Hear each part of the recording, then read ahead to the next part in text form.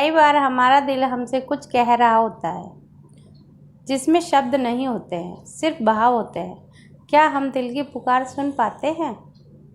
झुनझुनी।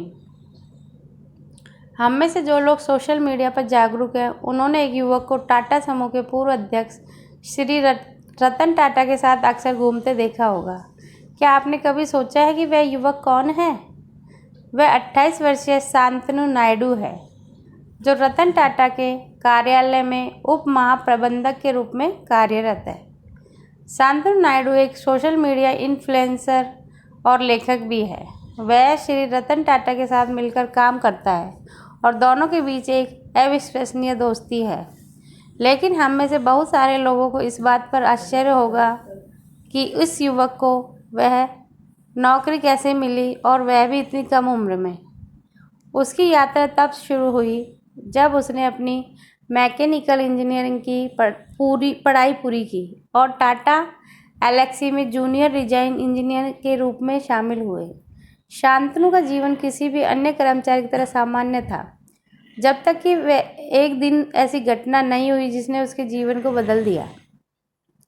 Junior engineer होने के कारण वह कई बार रात की पारी में काम करता था और कभी कभी 1 बजे या उसके बाद भी घर पहुंचता था। कई बार देर रात घर वापस आते समय उसे कुछ ऐसा भयानक दिखाई या सुनाई देता, जैसे सड़क के बीचों बीच तेज रफ्तार वाहनों की चपेट में आए कुत्तों को दर्द से कराते हुए देखना और सुनना, या फिर किसी कुत्ते को गाड़ी के नीचे कुचलते हुए देखना। वह जब भी ऐसा कुछ देखता तो ईश्वर से दोबारा न देखने के लिए प्रार्थना करता। लेकिन जैसे जैसे समय बीतता गया, उसने महसूस किया कि हर महीने उसको इस तरह की घटना देखने को मिलती है, और अगर इस तरह की घटनाएं बढ़ नहीं रही है तो कम भी नहीं हो रही है। शांतनु ने अपने अंदर इसके बारे में कुछ करने की बेचैनी को महसूस किया। स्थिति को समझने और उसके अनुसार समाधान तैयार करने के लिए उसने 80 से 100 ड्राइवरों के साथ बात की, जिन्होंने बहुत करीब से इन दुर्घटनाओं का अनुभव किया था। इनमें से कुछ लोगों की गाड़ियों से कुत्ते कुचल गए थे, या अंतिम समय में उन लोगों ने इस तरह की घटना को घटित होने से बचा लिया था।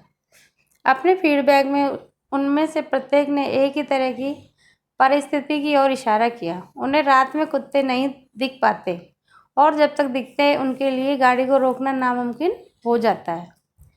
उनमें से कुछ ने यह भी सुझाव दिया यदि कुत्तों को उचित दूरी से देख ले तो वे एक सचेत कदम उठा सकते हैं, जैसे कि गाड़ी को धीमा कर ले, रुक जाए या दूसरी साइड चले जाएं।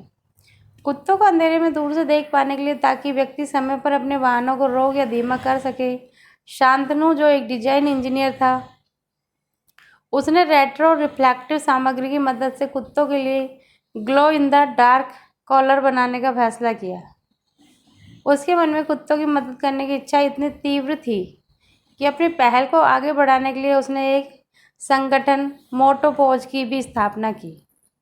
एक छात्र संगठन होने के नाते इन कॉलरों को बनाने के लिए उनके द्वारा जुटाई गई धनराशि पर्याप्त नहीं थी, इसलिए वह इस निर्णय पर आया कि कॉलर बनाने के लिए आधार सामग्री के रूप में डेनिम का उपयोग करेंगे।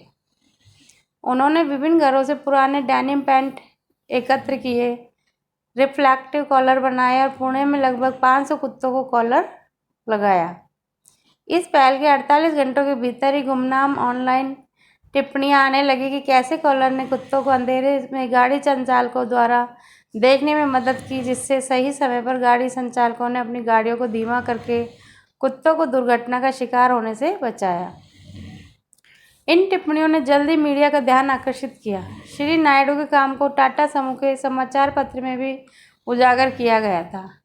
इसके बाद उन्हें खुद भी श्री रतन टाटा, जो एक प्रसिद्ध पशु एक्टिविस्ट है, से मुंबई आने का निमंत्रण मिला। इस कहानी को समझने की कुंजी झुनझुनी शब्द है।